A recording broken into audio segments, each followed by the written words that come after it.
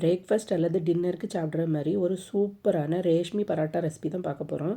இந்த பரோட்டா வந்து நல்ல சாஃப்டாக இருக்கும். உள்ளங்கையில் வச்சு அப்படியே அழுத்தினீங்கன்னா கைக்குள்ளே அப்படியே அடங்கி வந்துடும். இந்த பரோட்டா எப்படி செய்யலான்னு பார்க்கலாம் வாங்க. ஒரு பவுல் எடுத்திருக்கேன். அதில் மீடியம் சைஸ் உருளைக்கிழங்கு வந்து 2 அவிச்சு வச்சுருக்கேன்.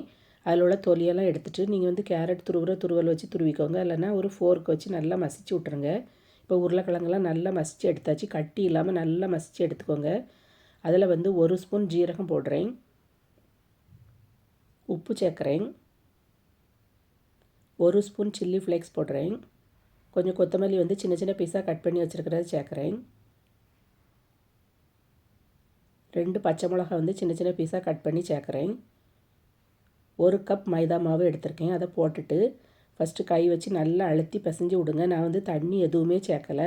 உருளைக்கிழங்கு சேர்த்துருக்கிறதுனால அதில் உள்ள தண்ணியே கரெக்டாக இருக்கும். இது வந்து உருளைக்கிழங்கை பொறுத்து மாறுபடும். நான் வந்து தண்ணி சுத்தமாக சேர்க்கலை. உங்களுக்கு வந்து தண்ணி காணாதது மாதிரி இருந்துச்சுன்னா நீங்கள் வந்து கொஞ்சம் தண்ணி சேர்த்து பிசைஞ்சிக்கோங்க. சாஃப்டான மாவாக பிசைஞ்சு எடுக்கணும். மாவு பிசைஞ்சு எடுத்த பிறகு இதில் வந்து 1 டேபிள் ஸ்பூன் எண்ணெய் ஊற்றிட்டு திருப்பி நல்லா அழுத்தி பிசைஞ்சு விட்ருங்க.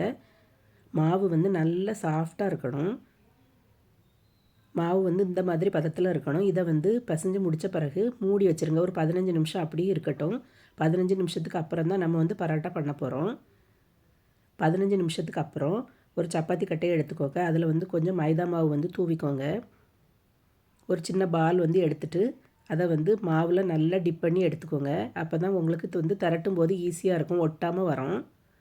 இது வந்து மைதா மாவுங்கிறதுனால உங்களுக்கு வந்து திரட்டுறதுக்கு ரொம்ப ஈஸியாக இருக்கும். நல்லா ஒல்லியாக திரட்டி எடுக்கணும். சப்பாத்தி மாவோடி கொஞ்சம் ஒல்லியாக இருக்கும்படி திரட்டி எடுத்துக்கிடணும். உங்களுக்கு வந்து மைதா மாவு வேண்டான்னா நீங்கள் வந்து அதுக்கு பதிலாக கோதுமை மாவு சேர்த்துக்கோங்க. பரோட்டா வந்து இப்போ திரட்டி ரெடி ஆகிடுச்சு. இந்த மாதிரி தின்னாக இருக்கும்படி திரட்டி எடுத்துக்கோங்க. இப்போ இதை நம்ம வந்து வேக வச்சு எடுத்துடலாம். அடுப்பில் வந்து ஒரு பேன் வச்சுருக்கேன். அந்த பேன் வந்து சூடானோடனே திரட்டி வச்சுருக்க பரோட்டா வந்து அதில் போட்டுருங்க. கொஞ்சம் நேரம் வேகிறதுக்காக வெயிட் பண்ணுங்கள். பபிள்ஸ் மாதிரி வர ஆரம்பிக்கும். அப்படி வர ஆரம்பிக்கும் போது திருப்பி போட்டுருங்க. எண்ணெயோ நெய்யோ உங்களுக்கு எது வேணுமோ அது வந்து பரோட்டா பூரா படும்படி நல்லா தடவி விட்டுருங்க. இப்போ இதை திருப்பி விட்டுறலாம். 2 பக்கமும் நல்லா வெந்து வரணும்.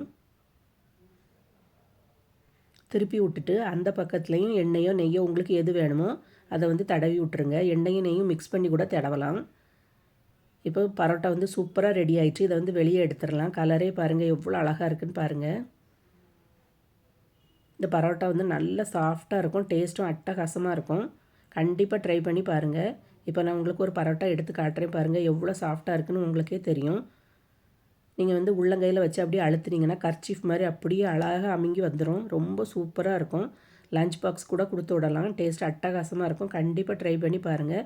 இந்த வீடியோ வந்து உங்களுக்கு பிடிச்சிருந்தா லைக் பட்டனை தட்டி விட்டுட்டு சேனலை சப்ஸ்கிரைப் பண்ணிடுங்க ஃப்ரெண்ட்ஸ்.